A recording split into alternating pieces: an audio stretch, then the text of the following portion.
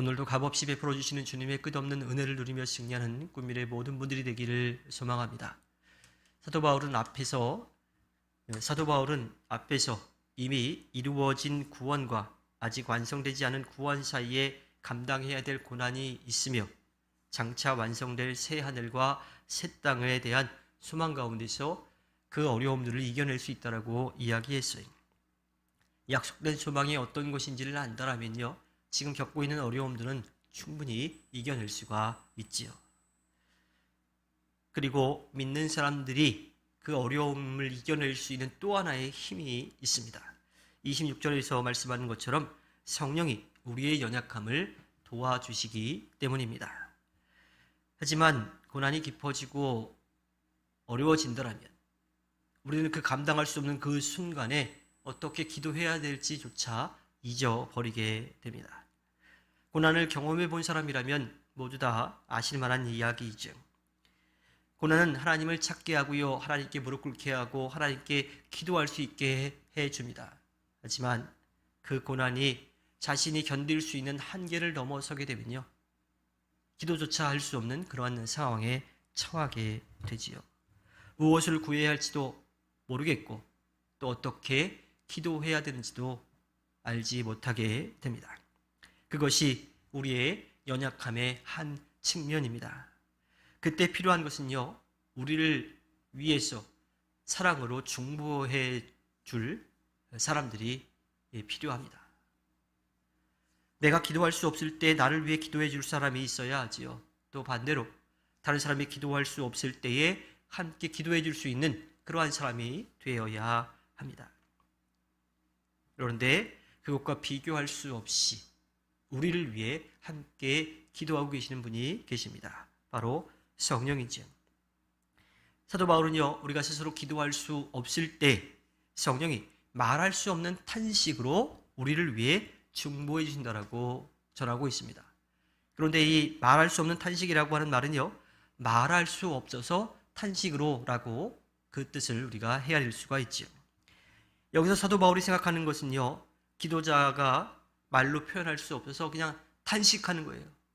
그냥 끙끙 신음하며 앓는 거지요. 그 몸부림치는 모습이라고 하는 겁니다. 앞에서 말했듯이 믿는 사람 안에는요, 성령이 함께하고 계십니다. 그래서 우리가 고난 중에 말로 표현할 수 없는 그러한 어려움 가운데 처해 있을 때, 또 기도조차 할 수 없어 신음하고 있을 그때에도 성령이 우리를 대신해서 하나님께 기도하고 계십니다.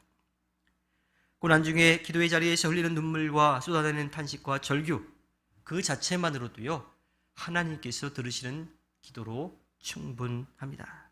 성령이 그 가운데서 우리를 위해 중보하고 계시기 때문입니다. 이어서 사도 바울은요, 기도 중에 쏟아내는 탄식이 충분한 기도가 되는 이유를 이야기합니다. 기도를 들으시는 분은 바로 하나님이십니다. 27절에 보면 하나님은 마음을 꿰뚫어 보시는 분이라고 전하고 있습니다. 따라서 우리의 마음에서 일어나는 일들을 다 꿰뚫어 보시고 모든 것을 살피시는 분이 하나님이십니다. 따라서 우리 안에 계시는 성령이 어떤 생각을 가지고 계시는지 하나님은 밝히 다 아십니다. 성령은 항상 하나님의 뜻을 따라 성도들을 위해 기도하기 때문이죠. 그래서 성도들이 고난 중에 기도할 수 없어서 말할 수 없는 탄식으로 몸부림칠 때에도 우리의 기도를 아시고 들으시고 응답해 주십니다. 우리가 기도할 동안에도 성령은 우리와 함께하고 계십니다. 평상시에 우리가 구해야 할 것은요, 하나님의 뜻을 알도록 기도해야 하는 겁니다. 성령이 우리와 함께하고 계심을 믿고 맡기며 기도해야 하지요. 그래서 기도를 시작하기 전에 성령에게 우리 자신을 맡기고 기도를 인도해 주실 것을 간구해야 합니다. 그리고 때로 너무도 고통이 커서 한숨과 눈물밖에 나오지 않을 그때에도 성령이 우리와 함께하고 계시고 우리를 위해 기도하시고 계신다는 것을 우리는 잊지 않아야 합니다. 이것은요, 사도 바울의 생각이나 사상이 아니에요.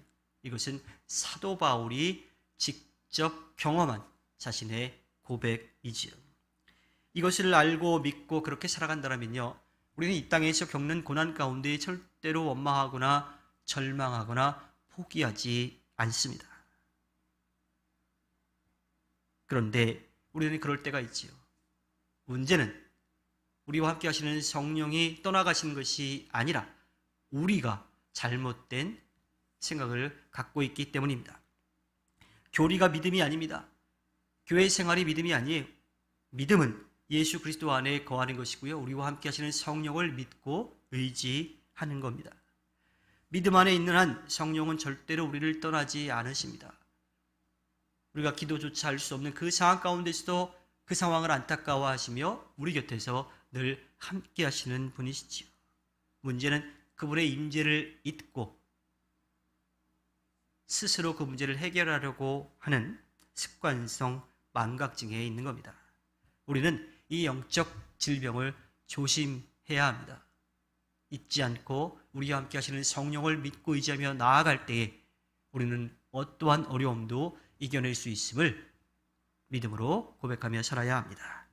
주님께서 허락해 주신 오늘 하루를 살아갈 때에 언제나 우리와 함께 하시고 지키고 돌보아 주시는 성령을 의지하여 승리하는 꿈미래의 모든 분들이 되길 주님의 이름으로 부탁드립니다.